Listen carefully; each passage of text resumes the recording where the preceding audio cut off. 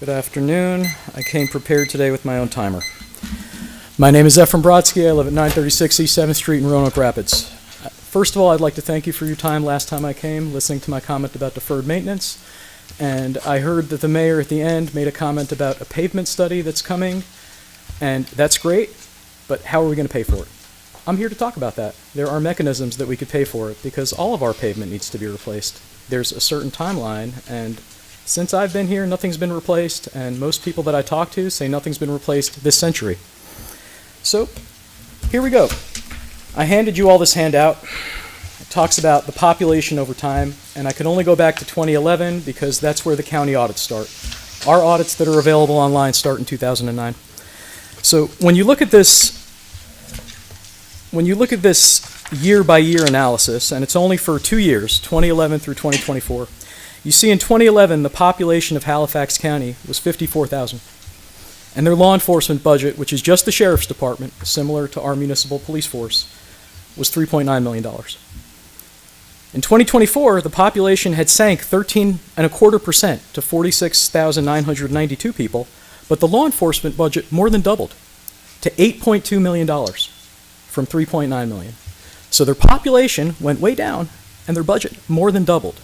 What does that tell us? That tells us a lot, because if you look at our numbers, our population went down also. But it went down a lot less. It went down 7.5%, from 15,754 to 14,573. And our law enforcement went up also, but it didn't double. It went up 31.3%. What does that mean? Well, it went up. Why didn't it go up as high? Well, part of the reason that it didn't go up as high is because we eliminated some officers. We don't have as many officers as we had back in 2011. Another reason why it's so high is because everything's more expensive. Right now, there's a law enforcement shortage. It's very difficult to recruit officers. Officers are being paid more in areas right around us. The county is paying more. Emporia is paying more. And when they have these choices, they go to who's paying more. It makes the most sense for their family. Now, where am I going with this? Well, we just had an election cycle that ended yesterday, and our state representative, had an interview a few weeks ago that I listened to, and it really spoke to me. And in this interview, the interviewers asked him, they said, listen, what's your goal for District 27? What would you like to see from the state? And he said, I know that I live in a very poor district. District 27, one of the poorest in the state. But we still send tax money back to North Carolina. We send some tax money back to the state. Not as much as Wake County, but we send some tax money back. And my goal is to bring those dollars back to our area, to build and develop our area. So, thinking under that lens, shouldn't our goal be for our county tax dollars to work for us in the municipality of Roanoke Rapids as well?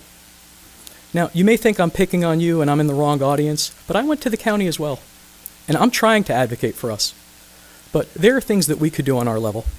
And this goes back to a comment I made a few times ago, and that was regarding the 911 lawsuit. While I was researching the 911 lawsuit, I learned a lot of things. I learned that we don't have to pay for that by statute.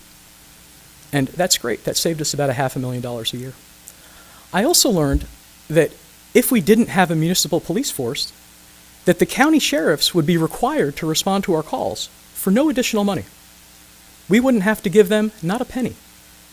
Now, I'm thinking, how does that make sense? Because a few years ago, while I was still living in the state, Enfield lost all their police officers, and they had to enter a contract with the county, and they were paying them $100 an hour to have deputies on site.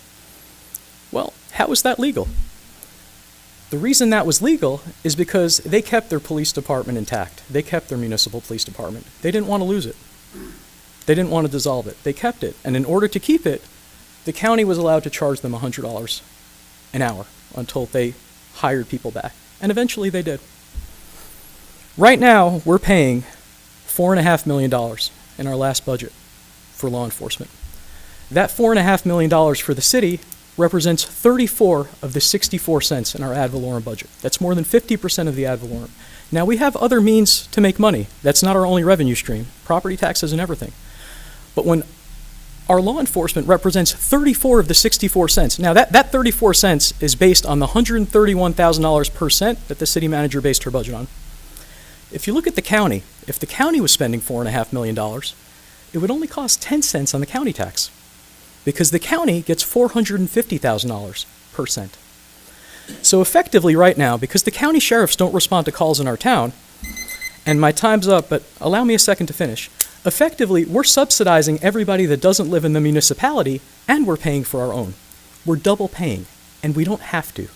That's a quarter of our budget that we could get back right away. And yes, people would not lose their jobs. They would just be reclassified. The county would need to hire people. There's still a shortage. It's just changing it. Kind of like how ECU Health just bought a practice here that existed, named it ECU Health. It's still the same practice. Thank you, Mr. Brodsky.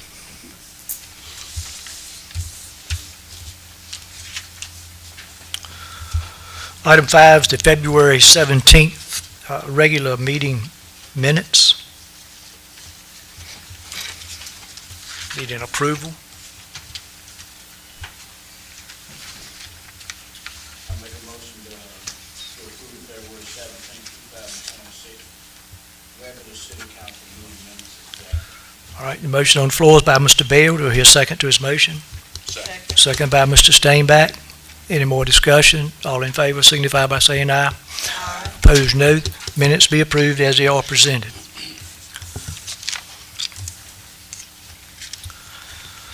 Under new business, we have the proclamation establishing the Red, White, and Blue Fridays.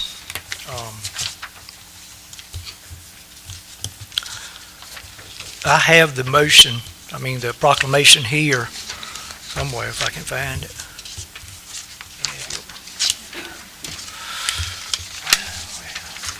It's in my packet, let's see.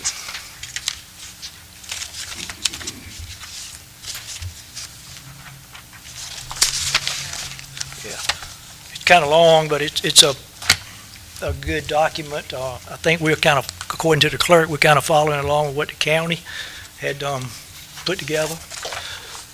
I'll read it rather quickly, but I think it should be heard.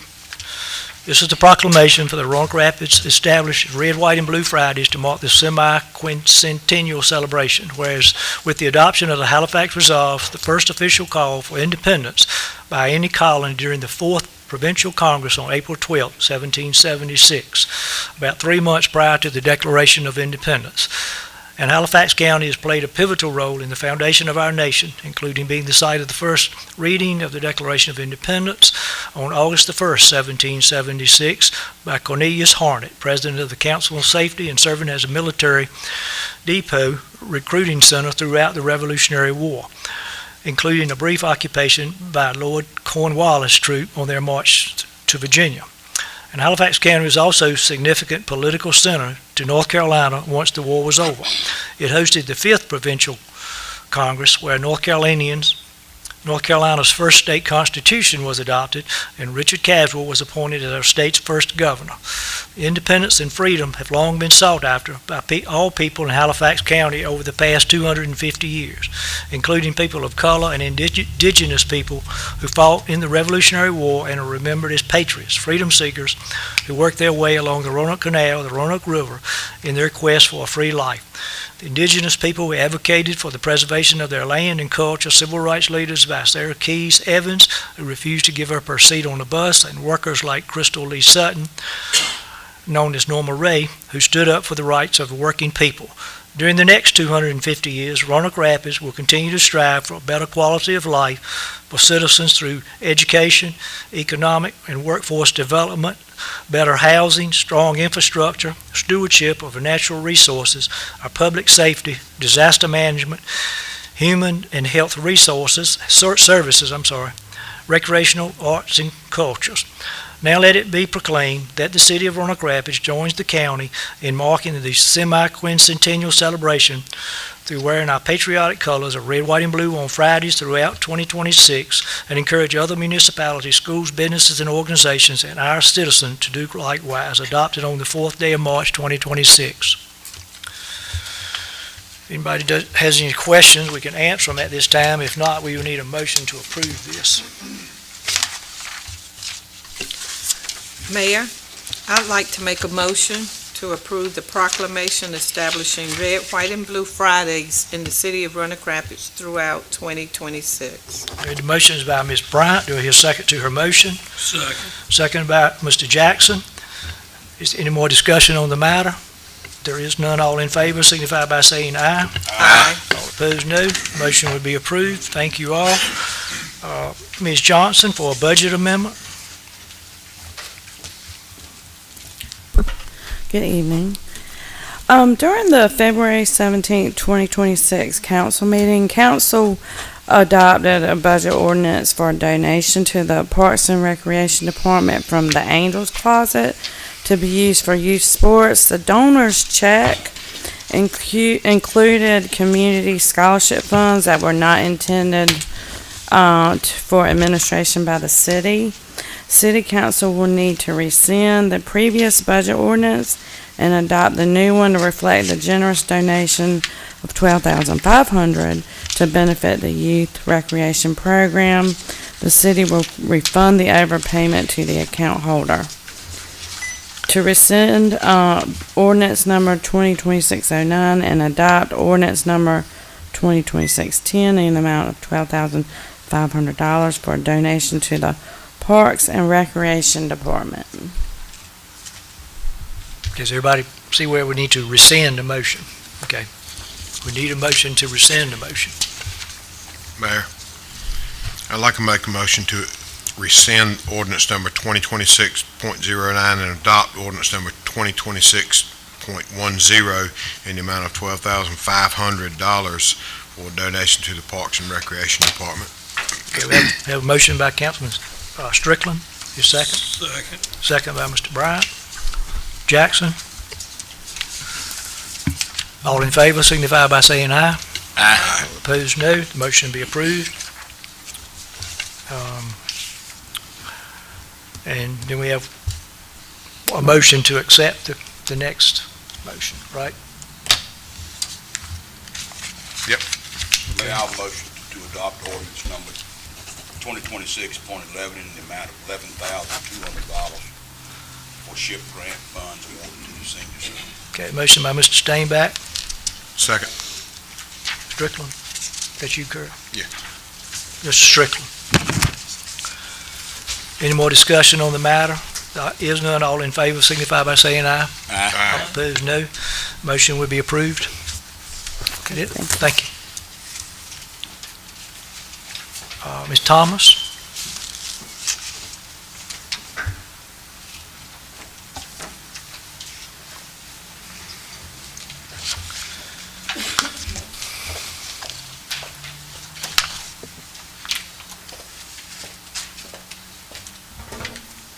Good evening. Hey, good evening.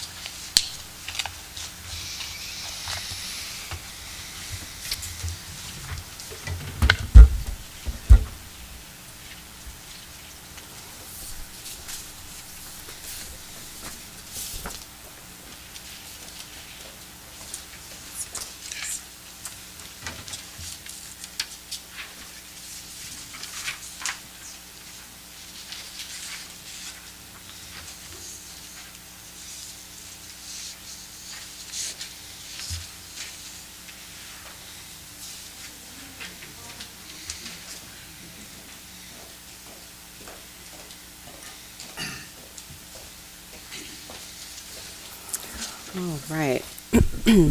So good evening, Mayor and Council. Tonight I am presenting the completed Main Street District building inventory in the context of documented market demand and outlining a logical next step for Council's consideration. The visitation and retail leakage data I will reference were provided through a retail marketplace analysis delivered by the North Carolina Department of Commerce using Placer.ai location intelligence analytics and Claritas retail data.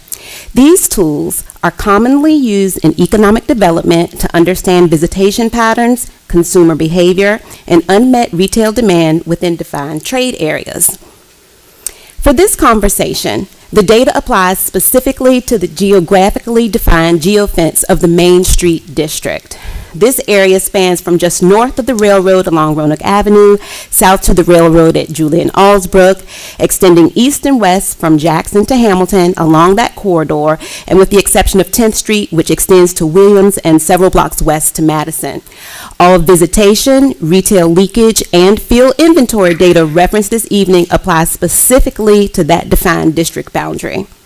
Now, with that area in mind, the Main Street District experiences approximately 1.3 million visits annually from nearly 98,000 unique visitors each year. In practical terms, that means nearly 100,000 individual people come through the district each year, and many of them return multiple times, indicating repeat activity rather than one-time visitation. Additionally, 78% of those visitors originate within 10 miles, meaning the district primarily serves local residents and surrounding communities. This level of repeat visitation indicates the district is already functioning as a regular community activity center. In short, we do not have a traffic problem. People are already here. The retail marketplace analysis also helps us understand how well the district captures local consumer spending. Retail leakage refers to consumer spending that originates within a community but then occurs somewhere else. Within the 10-minute drive towns surrounding the Main Street District, retail leakage totals approximately $30 million annually. This is, again, data provided by the North Carolina Department of Commerce for this geographic area. Even capturing 10% of the 10-minute retail gap would represent approximately $3 million in local spending returning to businesses within the district. Put another way, that level of capture equates to roughly $30 per person per year staying within the local economy. That illustrates how modest shifts in where residents choose to spend can translate into meaningful support for local businesses. To better understand how the Main Street District is positioned to capture that opportunity, staff conducted a comprehensive block-by-block building inventory through direct field observation. What was found? A total of 160 total structures. Businesses currently operating, 118. Vacant storefronts or suites, 36. You may notice that the numbers don't quite add up on the screen, but that's because it's also a mix of faith-based, civic, and government organizations that are in some of those buildings as well. Buildings were then also categorized based on observable exterior conditions. Good condition, 92 was the count. Fair condition, 59, and poor, 9. So that rounds us up to 94% are either in good or fair condition of district structures. However, we must be honest about the visual reality. While a building may be structurally fair, to a visitor, faded paint, broken windows, and a general sense of blight creates a blah factor. This visual perception acts as a barrier and can make the district feel closed. In some places, which discourages people from stopping, staying, and spending that $30 I mentioned earlier. I do want to slow down and acknowledge the owners of the 118 operating businesses, as well as those property owners, many of whom I've spoken with personally, who are making significant strides to address the long-standing blight condition and fill their storefronts. They are our local stewards investing in the character of our district. The vacancy and distress we see are often from long-standing neglect by absentee owners or a lack of stewardship. This neglect from a few hurts the property values and safety perceptions of many who are working hard. Active buildings create active streets, and active streets create more welcoming public spaces. So the data, it tells us people are coming. The analysis of the market tells us demand exists. The building inventory tells us most structures are stable. However, a subset of those underutilized or distressed properties limits our ability to fully align space within that opportunity. The logical next step is to explore structured property alignment strategies. These may include direct engagement with property owners, exploration of voluntary improvement tools, evaluation of strategies that support reinvestment, and a review of existing statutory tools. Any recommendations would return to council with clearly defined options and transparency.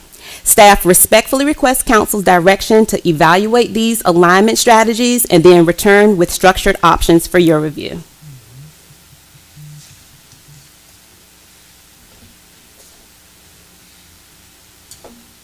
Conclude your report. That does conclude my report. Thank you.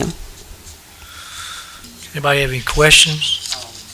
When you look at the, you're talking about the front areas, basically the faces of the buildings. What type of, when you look at the overall, sorry that you remember there, Land Too Good, 59 Fair, 9 Port. So, number one, are there any type of grants or assistance we can get from any type of state or federal programs as well as local from, let's say, the county?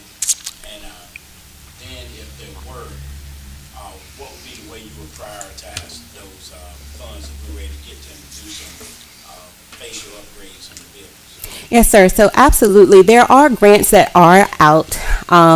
They sometimes are few and far between because it's giving away money. However, I am more than willing to look and to find. In fact, we have applied for grants since I have been with the municipality. We're in a holding space for some of those. It's just the deadlines are out. But then as far as what we would do for prioritization, I believe that having an application that's open to all is what is the best. We wouldn't necessarily cherry pick which properties we would choose. We would open it up, and those who are able to fill out the application and proceed with the guidelines that are set forth, we would move forward with as many as possible. Have you had any opportunity to, we brought it up several times before, but we had never gotten any information about the McCroy, you know what I'm talking about? When I Yes. say the McCroy's building? Yes. Is there anything moving forward on that? So I would like to defer to City Manager Trainum on that one. Okay. Oh, no, or is that Fitz? So many different names for these buildings. Okay. You're right. The last that we had spoken with the owner of the McCrory building, they were they're working to secure financing, but they stated they were still intending to move forward with the project there, that they got through the hoops with the historic preservation. But it's, again, we're just kind of waiting on the developer to take the next step. We don't have anything in the agreement, because I think when we asked the question, if the owner did not follow through with the completion of the building, did we have any recourse? And I think the answer was no. So there's no time limit or anything like that on what he's got to show for the $300,000 that we gave him. Is that a no? Well, I don't have the file in front of me right now, but I'd be glad to present that at either the next meeting or send that information to you. I don't want to speak. I understand. Well, maybe at the next turn on the meeting we could record get on an update on it. And one more question about, do you know how many on the page that says business is currently operating a mix of faith-based civic and government organization? Are they not included in these numbers that you have? So they are included in the structures. So Okay. I did include them there. It would be any structure that is within the district that was not primarily residential. I think that some of those are some of the, by far, the better looking buildings that we have. Yes. The thing about that, they don't generate any revenue, and they don't pay any taxes on them, so it makes it difficult to make the district profitable. And sometimes there's so many people at some of those places that it makes it difficult for people want to park on the avenue. They don't want to park behind it, even though there's plenty of parking back there. It makes it, they don't want to park back there like that.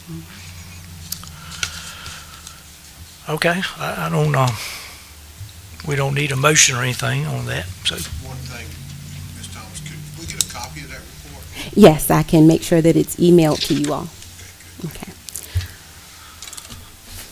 Okay, all right, well, thank you for your report. All right, thank you. Yes, We'll move Ashley, on. thank you for the report. Um, Oh, yes, and I'm so sorry, Mr. Mayor, the one other thing, I do want to extend an invitation to council for our next Main Street Advisory Committee meeting. It will be held on Monday at 1:30 at City Hall in the first floor conference room.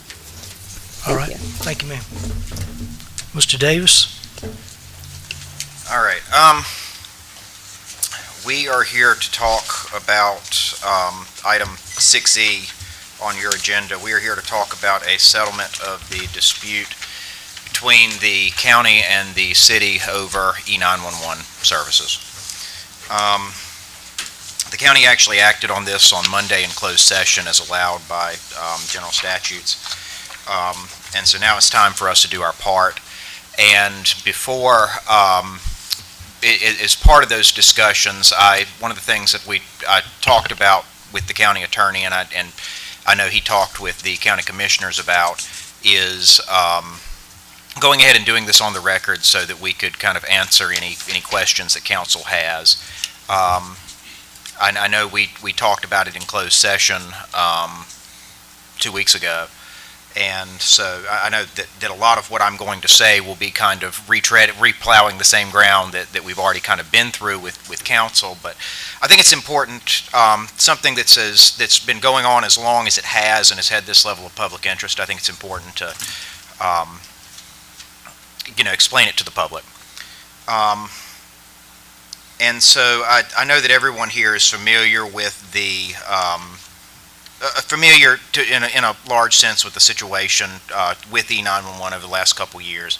I think both the Daily Herald and Roanoke Rapids Spin, I know they're here tonight, they've done a pretty good job about reporting this over the years, all of our detailed discussions. I know I've given at least several long public discussions of it as we kind of moved through the process. But essentially, in short, around 5-6 years ago, the city council made the determination to exit the agreement that we had where the city provided some funding to the 911 center in Halifax.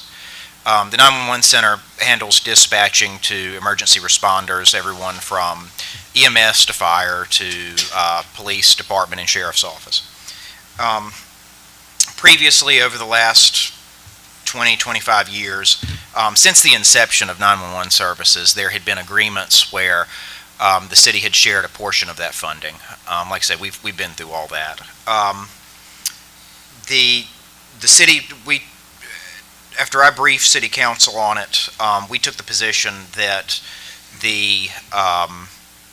that because of changes in the law, that there's no obligation on a city to pay anything for dispatching services, or any local government that is covered by an existing 911 dispatcher.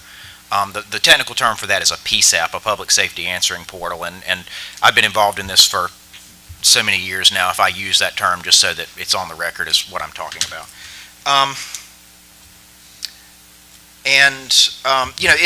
It's one of those things where the law on this has never been clear, and the city has always taken the position that even though the law is to some extent silent on any kind of funding obligation, that by receiving those dispatching services, the city would still be obligated to pay it.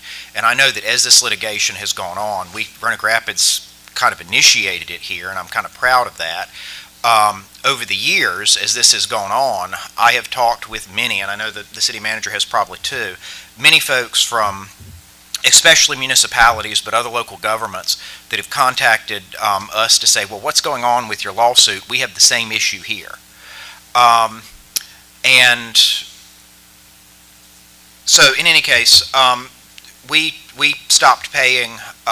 The city and the county sued each other. That went to the Superior Court here in Halifax County. The Superior Court ruled against the city and ruled for the county and said that we were obligated to pay it. The city appealed that to the Court of Appeals, and the Court of Appeals sat on the case for 2 years and then threw it out on a standing decision saying they didn't have to get to the merits of it. I have to be careful, and I've probably said this to council before, I have to be careful as a licensed attorney talking too much about my views of court opinions I disagree with. This isn't Fox News. I'm not some kind of pundit. I'm actually a practicing attorney, and so I have to be a little bit more responsible with that. But for a court to sit on a case for 2 years and to resolve it on standing after that, that communicates something to me. And what it communicates to me is that we're not going to decide this issue for you. Either the legislature has to decide it, or the parties need to decide it amongst themselves. And the other part of that is we failed to do that at our peril. And so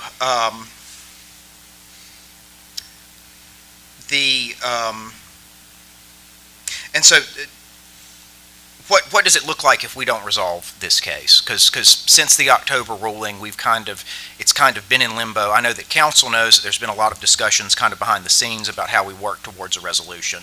I don't anticipate any interest from the legislature. There hasn't been any interest from the legislature over all the years that this has gone on. I don't think we can look for a resolution there. In fact, I think that over time what you're going to see is a tendency towards maybe combining even further the local PSAPs, the local answering services into larger organizations. What would it look like if we didn't settle it and we didn't resolve it? I would anticipate that what would come from here is if the county wasn't satisfied, it would file a motion file a new lawsuit for monies owed. That could progress through the courts. Regardless of what the result was, I anticipate that the party who received an adverse decision would appeal it to the Court of Appeals. You'd probably end up with a different 3-judge panel. There's no telling what happens with that. And so I guess what I'm saying, one of the things that I tell clients a lot of times when we're looking at potentially resolving a case, whether it's through a settlement or some kind of compromise, is what you are bargaining for is you're bargaining against your risk. Because since we exited this agreement, we have not paid any money to the county for 911 services. And so over the last 4 fiscal years, that number totals, or their claim against us, so to speak, for what we owe, is somewhere in the neighborhood of almost $1.7 million. Which, of course, for a city our size, our budget, that would be a significant amount of money that we would have to pay if we had an adverse decision somewhere down the road. And that's not including all the potential future costs. So to me, those are hard numbers that we can look at and we can say, okay, this is our risk if this doesn't work out for us. So that said, there's been a number of since fall of last year. I know that we have had a number of discussions back and forth between city and the county, and it has kind of culminated in the settlement agreement, which is included in your agenda today. And which council has had a chance to review. So to stop kind of beating around the bush and kind of get to the point, what does the settlement include? Number one, the county agrees to wipe out the $1.6 million it says that we owe. The county agrees that we owe no future costs. The county will continue providing services. So long as there's a county-maintained 911 center, they're going to continue providing services. To paper that and to cover the different kind of responsibilities under this new arrangement, there is a new interlocal agreement, which is attached in your packet as part of this resolution, that includes all that language and in formal terms to say we don't owe anything, we're not going to owe anything. And then finally, to settle the outstanding costs, the city will transfer ownership of the Newtown Resource Center at 3rd and Jackson to the county without any other charge. And so, and that's it. So essentially, all costs are wiped out, all disagreements between us are resolved regarding the 911 center. No future payments. To the extent there's any more transfer of property or funding or anything, it would be a transfer of the Newtown Resource Center.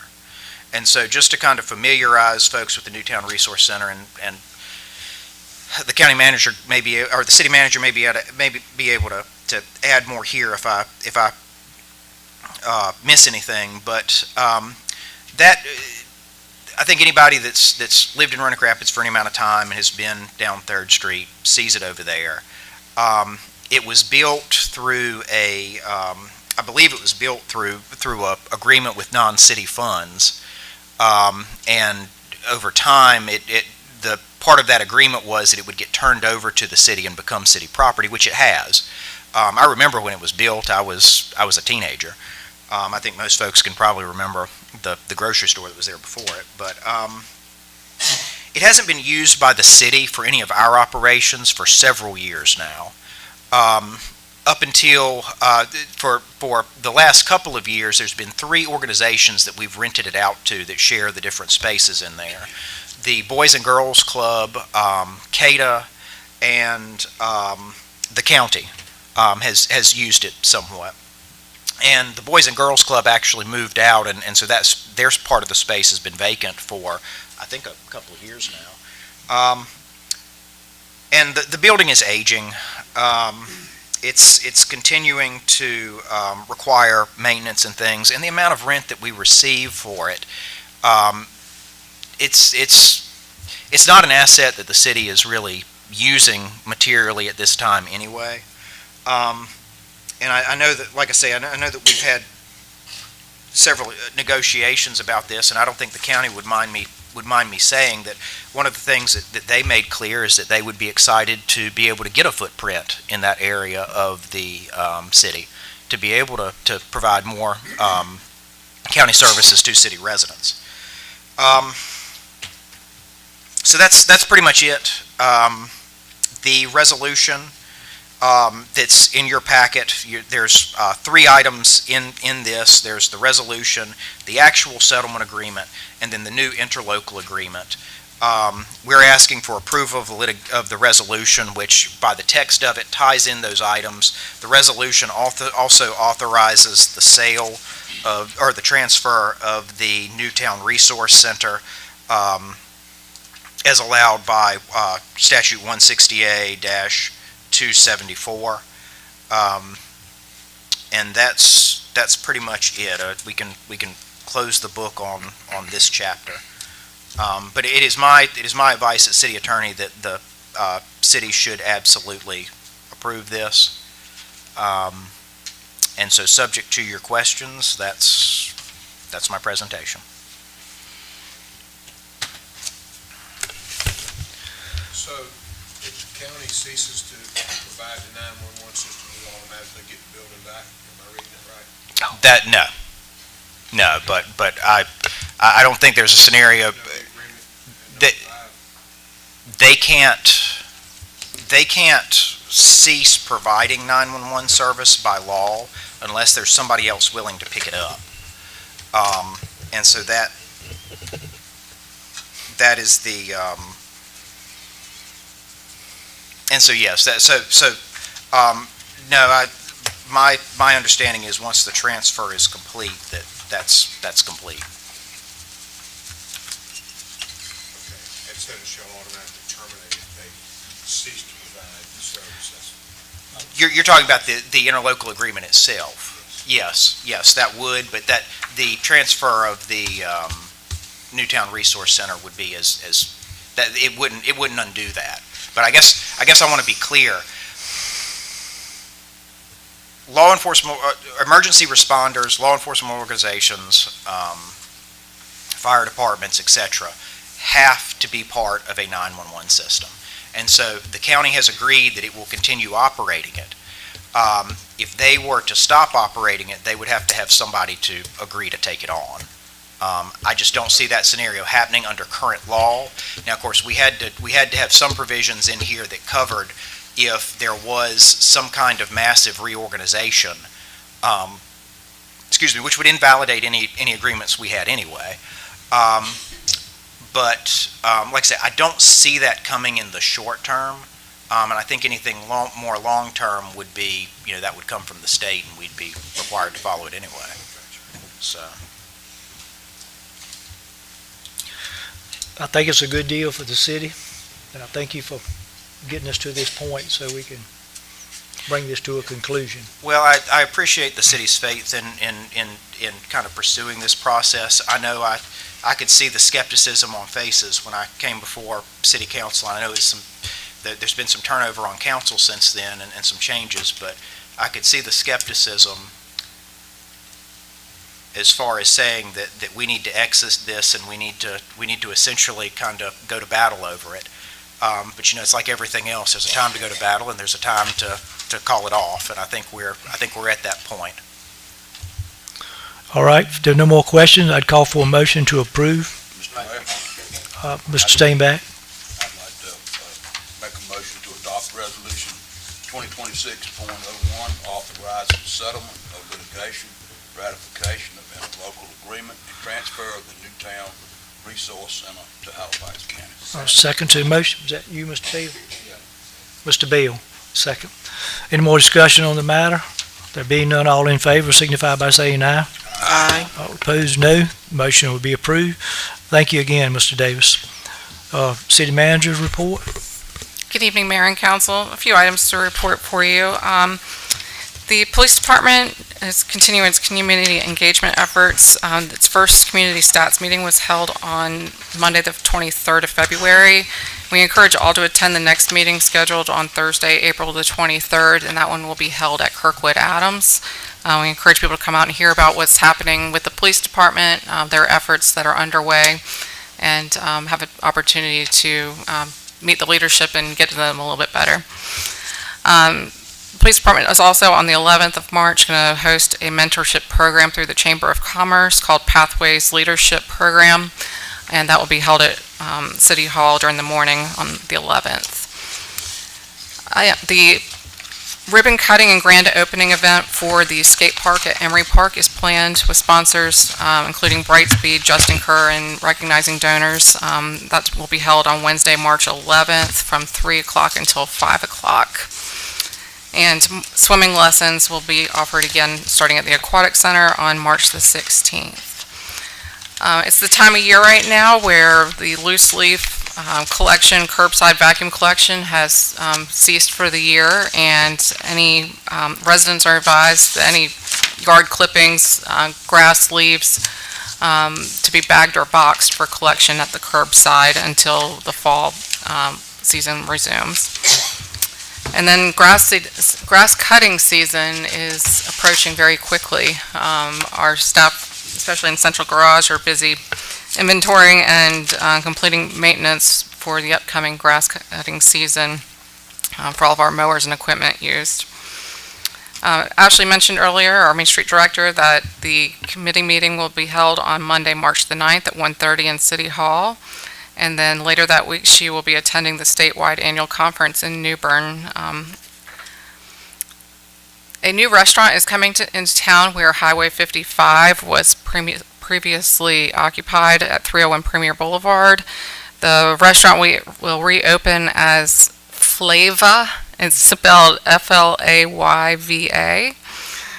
From what I've looked up, Flava USA is a Baton Rouge-based corporation and offers a menu with Southern influence and intentional flavor. And then 6 additional building permits have been secured by the developer and can now walk, so progress continues there. In the fire department, their annual service testing is underway for trucks and equipment, and a recent new hire brings the department back to full capacity in staffing. However, we continue to seek applications for our fire applicant pool for interested persons. In human resources, they've implemented or initiated the onboard module for our NeoGov program, which is to provide online e-forms, employment application tracking, management and recruitment options as well. And we expect that to go live this spring. We are at the beginning stages and going full speed into the fiscal year 2027 budget planning. The departments have entered their operating budget requests, and those review meetings are occurring between myself and the finance director this week. We'll provide you some more information about those requests during our next meeting on March the 17th. But some of the things that we're looking at in the fiscal year budgeting include meeting standards for ADA, meeting ADA standards for website accessibility. The United States Department of Justice has finalized a rule clarifying that municipal websites and mobile apps must be accessible under the ADA Title II to meet the web content accessibility guidelines to a new international standard. This compliance with this mandate will help to ensure that people with disabilities can access all government online services and information. Basically, they tell us to try to navigate your website without a mouse and see what you can do. And so the North Carolina League of Municipalities has developed a ADA compliance website.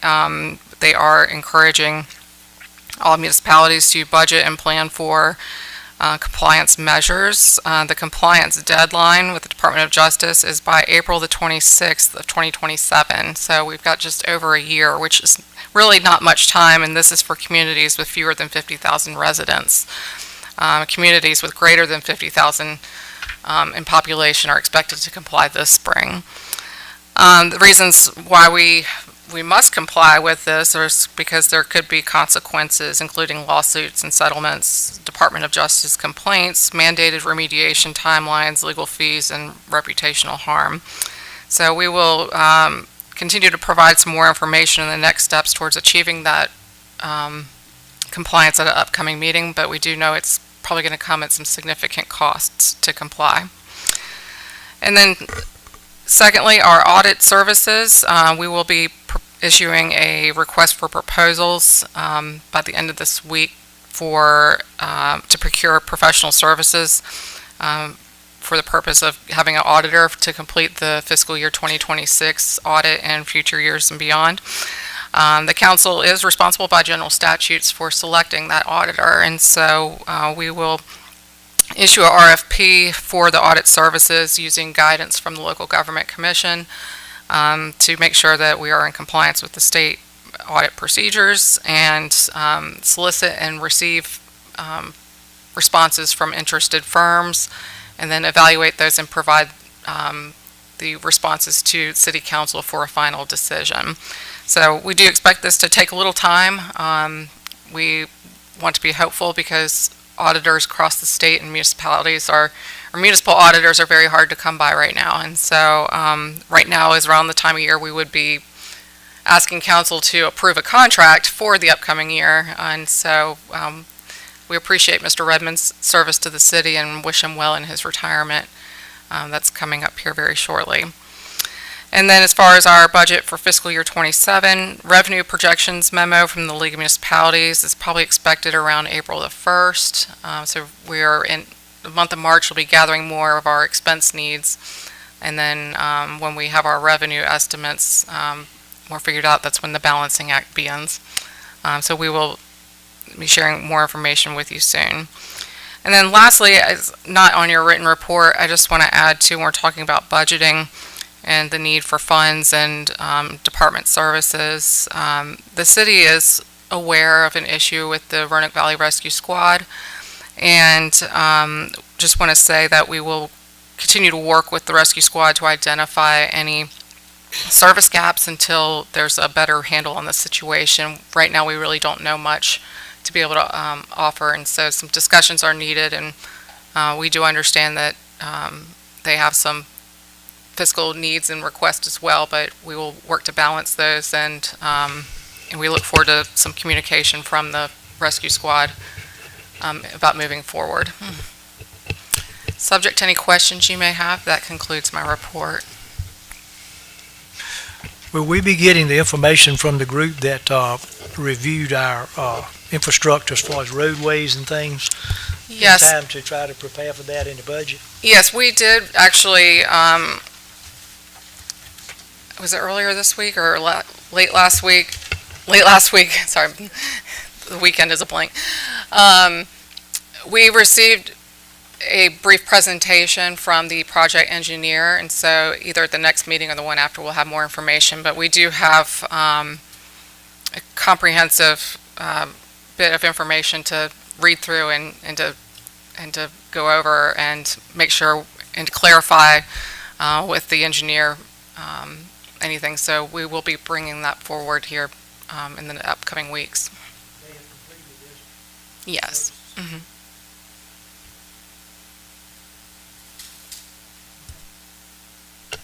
I done put mine up. Call for a motion. A motion to adjourn. Is anything else on the motion, on the agenda? I put mine in my, I've already put mine up, okay. Nothing else is on there, we call for a motion to adjourn. Okay. We have a motion by Mr. Bell and a second by Mr. Steinback. All in favor signify by saying aye. Aye. Opposed, no.